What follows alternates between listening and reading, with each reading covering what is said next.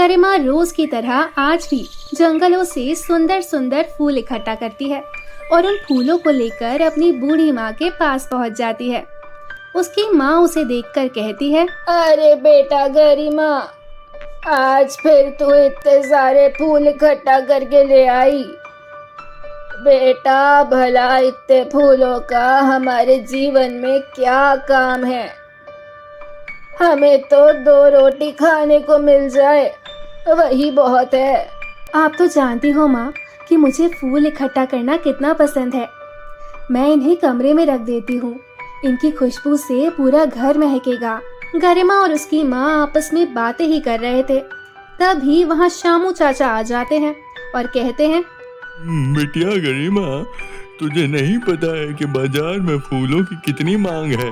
तू इन फूलों को बाजार में बेचा कर, इतने सुंदर फूलों के तुझे अच्छे खासे पैसे मिलेंगे। हाँ चाचा, आप सही कहते हैं। इस बारे में तो मैंने सोचा ही नहीं था। मैं आज से ही बाजार जाना शुरू कर देती हूँ और इन फूलों को बेचती हूँ। और फिर गरिमा अपने सभी फूलों को टोकरी में रखकर बाजार पहुँचती है। उसने देखा कि फूलों के बाजार में बहुत सारी दुकानें पहले से ही लगी हुई थी। उसे समझ नहीं आता कि वह अपनी दुकान कहाँ लगाए। आखिर उसे एक जगह मिल ही जाती है। गरिमा अपनी टोकरी नंबर वहाँ रख देती है, लेकिन गरिमा का वहाँ दुकान लगाना बिंदिया को पसंद नहीं आता।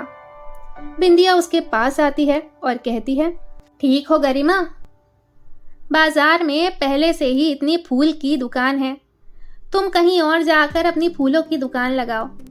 यहाँ सब बहुत पहले से दुकान लगाते हैं, कोई नई फूल वाली यहाँ दुकान नहीं लगा सकती। क्यों नहीं लगा सकती? जमीन तो सरकार की है, तुम्हारी नहीं। मैं तो अपनी दुकान यहीं लगाऊंगी। जिद मत करो गरिमा, अगर तुम नहीं मानी तो मैं तुम्हारी टोकरी उठाकर फेंक दूंगी यहाँ से। चलो अब जाओ, कहीं और जाकर अपनी टोकरी लगाओ। इस तरह गरिमा और बिंदिया की बहस होने लगती है। तभी पास की दुकान पर खड़ा राजेंद्र, जो ये सब देख रहा था, वहाँ आता है और बिंदिया से कहता है, बिंदिया, अगर गरिमा यहाँ दुकान लगाना चाहती है तो उसे लगाने दो। आखिर वह भी हमारे ही गांव की है और कौन सा वह तुमसे कुछ मांग रही है। अब चलो जाओ यहाँ से और समय खराब मत करो, बस ग्राहक आने ही वाले हैं। बिंदिया को मन ही मन गरिमा से बहुत चिढ़ होती है, लेकिन वो करती भी तो क्या, इसीलिए वो चुपचाप वहाँ से चली जाती है। थोड़ी ही देर में ग्राहकों का तांता लग जाता है और सबसे पहले गरिमा के फूल खत्म हो जाते हैं। ये देखकर बिंदिया और जल जाती है। शाम को बिंदिया गरिमा के पास जाती है और कहती है, आज तो तूने दुकान लगा ली है, लेकिन अगर कल तू यहाँ आई तो मैं तेरी सारी टोकरियाँ उठाकर फेंक दूंगी। गरिमा विद्या की बात सुनकर डर जाती है और सोचती है कि कल वह दुकान नहीं जाएगी। गरिमा घर पहुंचती है तो बूढ़ी माँ उसका इंतजार कर रही होती है। दोनों ने साथ मिलकर खाना खाया और गरिमा ने सारी बात अपनी माँ को बताई और बोली, माँ, मैं कल से वहाँ फूलों की दुकान नहीं लगाऊंगी। बिंदिया बहुत बुरी है, वह कुछ भी कर सकती है। हाँ बेटा, कोई बात नहीं। फिर वह लोग सोने के लिए चले जाते हैं। रात को गरिमा की माँ की अचानक तबीयत खराब हो जाती है। वो माँ के पास आती है और कहती है, माँ, तुम्हारी तबीयत तो ठीक नहीं है। कोई बात नहीं बेटा, ठीक हो जाएगी, तू चिंता मत कर। तभी गरिमा अपने मन में सोचती है, कैसे ठीक हो जाएगी? भला मेरे पास तो इतने पैसे ही नहीं हैं कि मैं माँ का इलाज करा सकूं। जो भी हो, मैं कल भी फूल बेचने जाऊंगी। फूल से आए हुए पैसों से मैं अपनी माँ का इलाज तो करा पाऊंगी। और यही सोचकर गरिमा सुबह ही जंगल की तरफ निकल जाती है। गरिमा कुछ फूल तोड़ती है और फिर वह अपने आप से कहती है, मुझे अच्छे दामों पर बेचने के लिए कुछ और सुंदर फूल चाहिए। इसके लिए मुझे जंगल के अंदर जाना चाहिए। जैसे ही गरिमा आगे बढ़ती है तो जंगल का चौकीदार उसे मिलता है और कहता है, लड़की, इसके आगे तू नहीं जा सकती।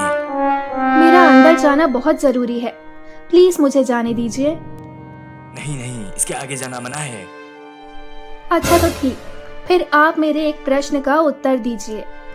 क्या प्रश्न? पूछो। तो बताइए, चाइना किस देश में है?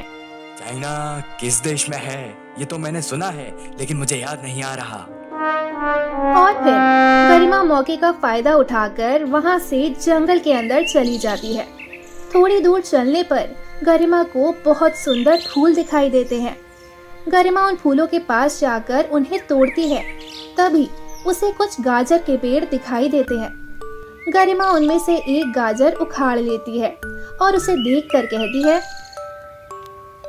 कितनी सुंदर गाजर है और कितना सुंदर इसका कलर है। मुझे तो बचपन से ही इस रंग का ड्रेस चाहिए था, लेकिन मैं कभी नहीं खरीद पाई। गरिमा के इतना कहते ही जादू से गरिमा गाजर का लहंगा पहन लेती है। जब गरिमा अपने आप को ये लहंगा पहने हुए देखती है तो चौंक जाती है। तभी एक नन्ही परी वहां प्रकट होती है और कहती है, गरिमा, मैं गाजर परी हूँ। ये गाजर का पेड़ मैंने ही लगाया था ताकि बहुत जरूरतमंद की मदद हो सके। और तुम्हें ये जो लहंगा मिला है वो कोई मामूली लहंगा नहीं, बल्कि जादुई लहंगा है, गाजर परी का जादुई लहंगा। ओह, ऐसी बात है। मुझे नहीं पता कि मैं आपका शुक्रिया कैसे अदा करूं। आपने तो ये लहंगा देकर मेरी किस्मत ही बदल दी, क्योंकि लहंगा मेरे लिए कुछ भी कर सकता है। हाँ गरिमा, ये लहंगा तुम्हारी हर बात मान सकता है और हर तरह से तुम्हारी मदद कर सकता है, लेकिन एक बात ध्यान रखना, ये गाजर से बना हुआ लहंगा है, इसीलिए इसे सिर्फ मीठी चीजों के साथ ही रखना। अगर तुमने इसे किसी भी तीखी चीज के साथ रखा तो इसके बहुत बुरे परिणाम हो सकते हैं। गरिमा ने परी को धन्यवाद दिया और लहंगा लेकर अपने घर की तरफ चल पड़ी। लेकिन रास्ते में एक चौकीदार उसे फिर मिला और वह गरिमा को देखकर गुस्सा होते हुए बोला, ए लड़की, तुमने मुझे बेवकूफ बना दिया और तुम चली गई। चाइना में ही रहेगा ना? ये बताओ कि 26 जनवरी कौन सी तारीख को मनाई जाती है? कौन सी तारीख को मनाई जाती है? मैंने सुना तो है इस बारे में। और फिर मौके का फायदा उठाकर गरिमा वहाँ से भाग जाती है। गरिमा अपने घर आती है। घर आकर गरिमा ने देखा कि गरिमा की माँ बहुत बीमार थी। गरिमा ने कहा, माँ, तुम्हारी तबीयत तो बिगड़ती ही जा रही है, लेकिन अब चिंता की कोई बात नहीं है। तुम देखती जाओ, मैं तुम्हें बिल्कुल ठीक कर दूंगी। जादुई लहंगे, मेरी माँ को अभी ठीक करो। ऐसा कहते ही लहंगे से एक तेज रोशनी निकलती है और गरिमा की माँ पर पड़ती है। गरिमा की माँ बिल्कुल ठीक हो जाती है और गरिमा से कहती है, बेटा, ये चमत्कार कैसे हो गया? मैं तो बिल्कुल ठीक हो गई। माँ, इसके साथ साथ और बहुत सारे चमत्कार होने वाले हैं। और फिर ये कहकर गरिमा अपनी माँ को सारी कहानी सुना देती है। उसकी माँ ये सब सुनकर बहुत खुश होती है। फिर गरिमा कहती है, माँ, हमारा ये बिस्तर कितना पुराना है ना? और यह कहकर गरिमा लहंगे की सहायता से जादू करती है और घर का बिस्तर नया हो जाता है। फिर गरिमा अपनी माँ से कहती है, माँ, मुझे बहुत देर हो गई है, तुम आराम करो, मैं चलती हूँ। गरिमा बाजार पहुंचकर अपनी दुकान लगाती है। तभी बिंदिया वहां आ जाती है और कहती है, तू ऐसे नहीं मानेगी, तेरी टोकरी उठाकर फेंकनी ही पड़ेगी मुझे। फिर जैसे ही बिंदिया टोकरी उठाने के लिए नीचे झुकती है, उसके लहंगे से ढेर सारे कंकड़ निकलते हैं और बिंदिया को मारने लगते हैं। अरे बाप रे, मर गई, इतने सारे कंकड़ कैसे आ गए? दूर खड़ा राजन ये सब देखकर हंसने लगा। फिर पास आकर बोला, अगर बुरा करोगी तो बुरा ही होगा ना भैया। बिंदिया राजन को गुस्से से देखती है और वहां से चली जाती है। राजन कहता है, तुम चिंता मत करो गरिमा, अब बिंदिया तुम्हें कुछ नहीं कहेगी। दोनों हंसने लगते हैं। थोड़ी ही देर बाद उस बाजार में दो गुंडे आते हैं और सभी से पैसे वसूल करने लगते हैं। तभी राजन कहता है, ओहो, इन गुंडों ने तो परेशान कर रखा है। हफ्ते में 2-2 बार आ जाते हैं पैसे लेने के लिए। फूल बिके या ना बिके, इन्हें पैसे देने ही पड़ते हैं।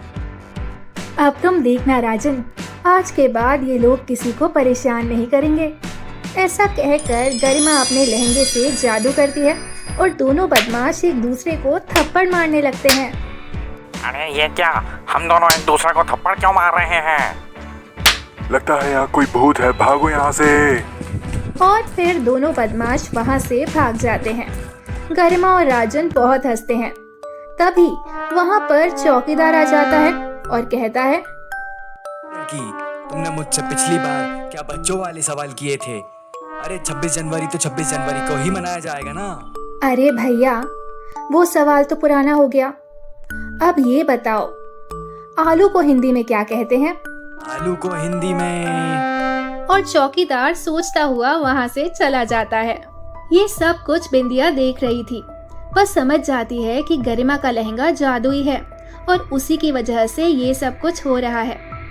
अगले दिन बिंदिया रात को चोरी से गरिमा के घर पास आती है और खिड़की से झांक कर देखती है तो गरिमा और उसकी माँ गहरी नींद सो रहे थे। वो खिड़की से घर के अंदर जाकर लहंगा चोरी करके ले आती है। उसे लेकर बिंदिया घर आ जाती है और फिर लहंगा पहनकर उससे कहती है, जादुई लहंगे, मुझे ढेर सारा सोना दो। जादुई लहंगे ने उसे ढेर सारा सोना दे दिया। बिंदिया एक के बाद एक चीजें मांगती गई और जादुई लहंगा उसे देता गया। बिंदिया बहुत खुश थी। दूसरी तरफ जब गरिमा को सुबह अपना लहंगा नहीं मिला तो वह बहुत दुखी हुई, लेकिन वह बेचारी करती भी तो क्या। अगले दिन वह जंगलों से फूल लाकर उदास मन से बाजार पहुंचती है तो देखती है कि बिंदिया वही जादुई लहंगा पहन कर आई है।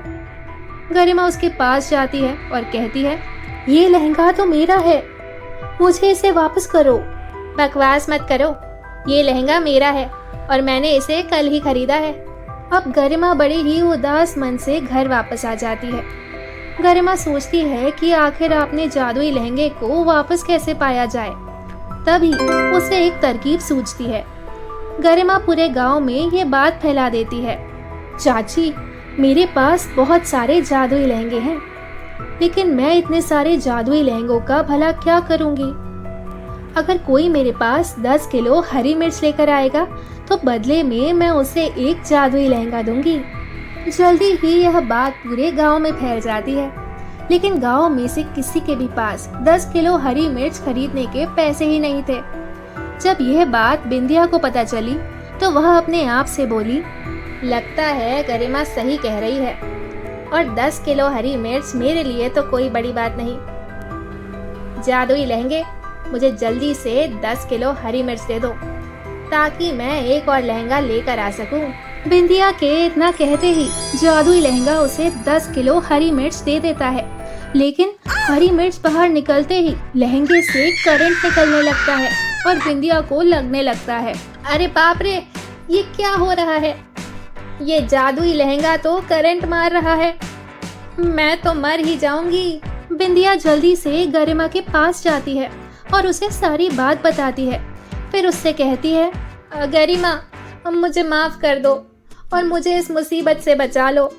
फिर गरिमा और बिंदिया लहंगे के पास आते हैं और गरिमा कहती है, जादुई लहंगे, अपनी हरी मिर्च वापस ले लो और मुझे ढेर सारी मिठाइयाँ दे दो। गरिमा के इतना कहते ही सारी हरी मिर्च गायब हो जाती है और वहाँ बहुत सारी मिठाइयाँ आ जाती हैं। वो उठाकर अपने पास रख लेती है और बिंदिया को मिठाई खिलाती है। वे लोग मिठाई लेकर बाहर निकलते हैं, तभी राजन उसे मिलता है। गरिमा ने राजन को भी मीठा खिलाया और राजन ने उसे शादी के लिए प्रपोज किया और गरिमा ने हाँ कर दी। फिर दोनों की बड़े धूमधाम से शादी हो गई। गरिमा अब उस जादुई लहंगे से गरीबों की मदद भी करने लगती है।